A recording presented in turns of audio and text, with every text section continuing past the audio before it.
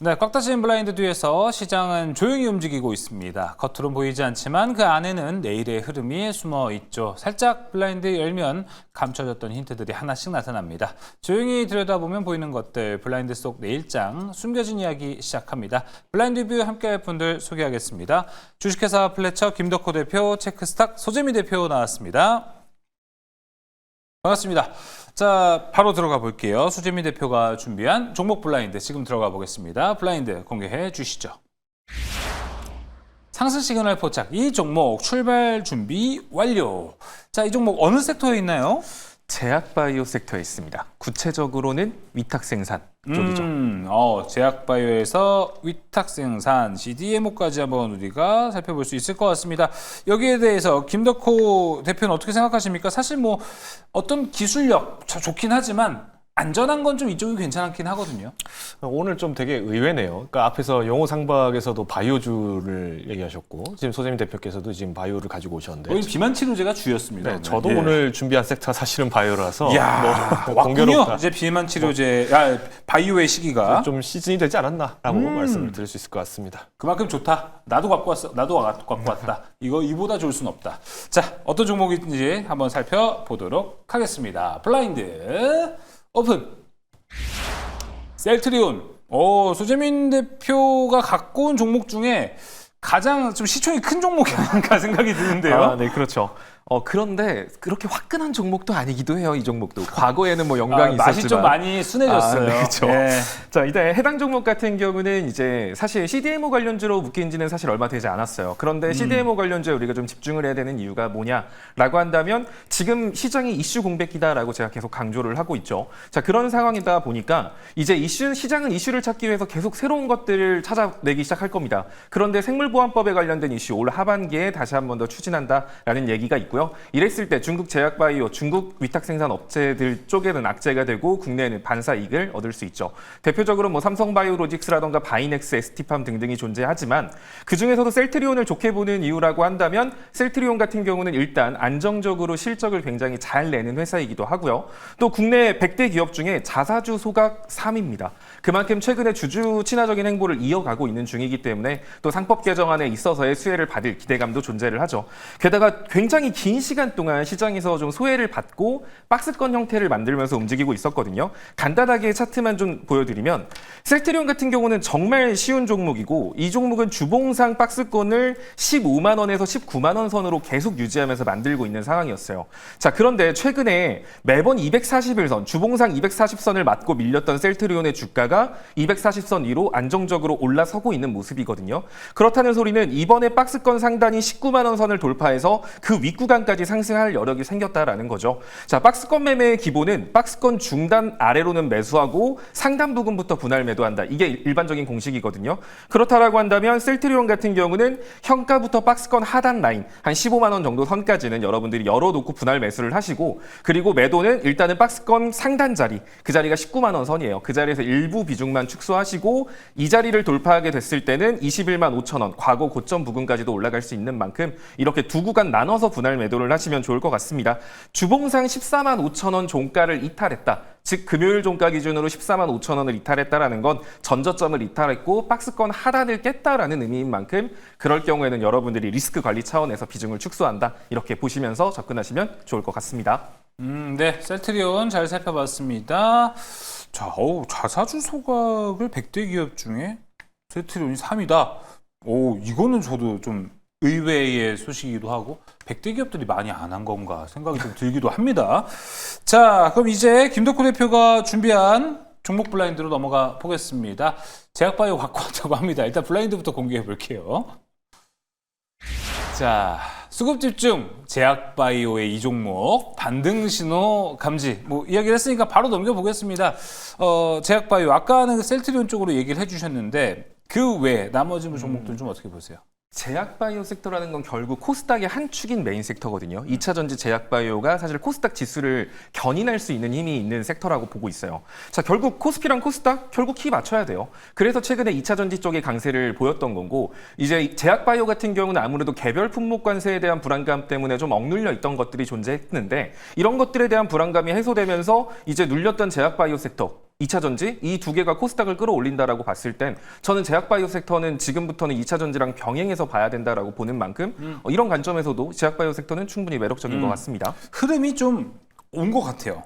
자, 그럼 오늘 어떤 종목 준비했을지 바로 살펴보겠습니다. 블라인드 오픈.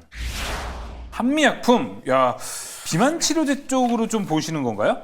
그렇죠. 일단 한미약품 같은 경우에는 뭐 이번에 2분기 실적도 꽤 나쁘지 않게 잘 나왔다고 네. 보고 있어요. 뭐 매출면이나 영업이익 면에서도 이제 굉장히 좀 긍정적으로 나왔는데 사실 조금 아쉬웠던 거는 이제 주요 계량품들 그리고 이제 복합 신약에 대해서 제품들이 조금 성장세가 나오면서 매출이 좀 잘 나오긴 했습니다만은 여전히 이제 많은 분들이 한미약품을 투자하면서 아직까지는 좀 배가 많이 고프다라고 얘기하시는 분들이 그쵸. 계실 것 같아요. 근데 비만 치료제 이슈도 있지만은 저는 지금 이번에 식약처에서 정기적으로 이제 시설 검사를 하면서 이번에 이제 CDMO 쪽 진출을 하는 데 있어서도 이제 더 문제는 없겠다라고 보고 있어요. 이번에 이제 평택 바이오 플랜트가 사실 2022년도 3년도부터 해서 계속 CDMO 사회로 넘어갈 준비하겠습니다 얘기했는데 아직 수주는 못했던 상황이에요. 네. 근데 이 평택 바이오 플랜트의 강점 중 하나는 뭐냐면은 아시아에서 갖고 있는 최대 규모의 미생물 배양기를 갖고 있습니다. 그러니까 규모만 해도 12,000리터를 이제 배양이 가능하고요. 연내에 2천만 개까지 사용할 수 있는 이 사전 충전형 주사기까지도 제조가 가능합니다. 그러면 오히려 제품을 완제품을 빨리 받아서 받기를 원한다. 정확히 우리가 흔히 말하는 완제품 CDMO 제품을 받겠다라고 한다라면은 이런 이제 프리필드 시리즈 같은 경우에는 당연히 제조 설비가 굉장히 중요하다라고 말씀드릴 수 있는데 이번에 이제 유럽 의약청에서도 이 의약 품질 관련해서 지금 규정을 개정을 했어요. 그리고 우리나라 식약처도 여기에 대해서 개정된 가이드라인을 접목을 한 게 이번 평택 바이오 플랜트의 네.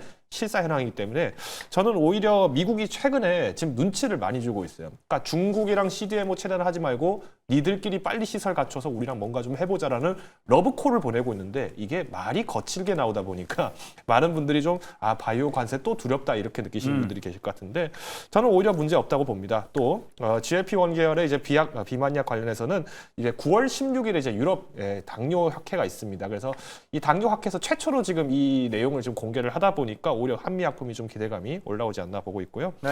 목표가는 일단 31만 5천 원 선에서 한 번 정도 차익 매물이 나올 것 같습니다. 그래서 이 구간을 기억해 두셨다가 한 번 정도 비중 조절하시면 좋을 것 같고요. 손절가 28만 원 제시드리겠습니다. 알겠습니다. 한미약품 이야기 들어봤고요. 이제 전략 블라인드 이제 넘어가 보도록 하겠습니다. 요새는 많은 분들이 전략 블라인드를 되게 많이 좋아하시더라고요.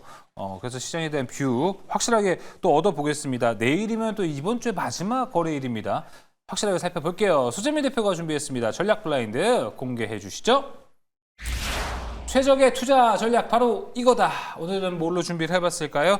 자, 지금 바로 공개해 보겠습니다. 블라인드 오픈.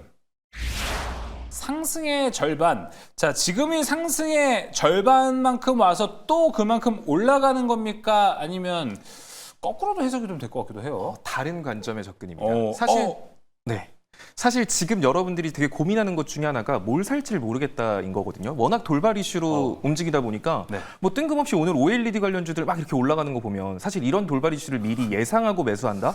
상당히 힘든 일이에요. 그렇다고 되게 핫했던 종목군들을 들어가자니 뭐 뉴스들 나와도 약간 이거 예전에 봤던 뉴스인데 뭐 재탕 뉴스인데 이러다 보니까 잘 가지도 않고 맞아요. 추격 매수하면 윗꼬리에 물리기 십상이다 보니까 아무래도 매매 난이도가 높은 시장이거든요. 자, 그런 이유가 제가 계속 말했던 지금 상호관세 이슈가 끝나감에 따른 이슈 공백기이기 때문입니다. 그래서 코스피 지수 같은 경우는 아마 3140, 3270 안에서 박스권을 형성하는 동안은 계속 이런 형태의 움직임이 나올 거예요. 그런데 우리가 주목할 건 뭐냐면 결국 이 박스권 상단을 돌파하는 상승이 나왔을 때 새로운 종목군들이 새로운 상승 추세를 만들면서 올라간다라는 겁니다. 그래서 지금 올라가는 종목을 여러분들이 따라잡는 게 아니라 뭘 살지 모르겠다면 오늘 급등한 종목군들 있죠. 그런 종목군들을 관심 종목에다 넣어놓고 그 상승폭의 절반 정도 수준으로 조정이 왔을 때 보통 상승 추세를 만들기 위해선 그런 식으로 상승 추세를 만들어 나가거든요. 그래서 지금 급등한 종목을 바로 사는 게 아니라 상승한 종목의 절반까지 조정이 나왔을 때 그리고 그 절반에서 반등이 나오는 종목군들을 여러분들이 찾아서 접근을 하시면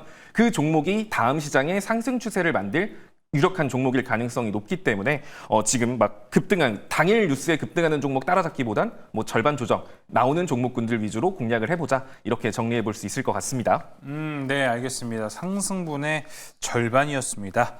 자, 그럼 이제 계속해서 김덕호 대표가 준비한 전략 블라인드로 넘어가 보겠습니다. 블라인드부터 공개해 볼게요. 공개해 주시죠. 지금 시장에서 유효한 투자 전략은 바로 이거다. 오늘은 뭘로 준비해왔을까요? 궁금해집니다. 블라인드 오픈.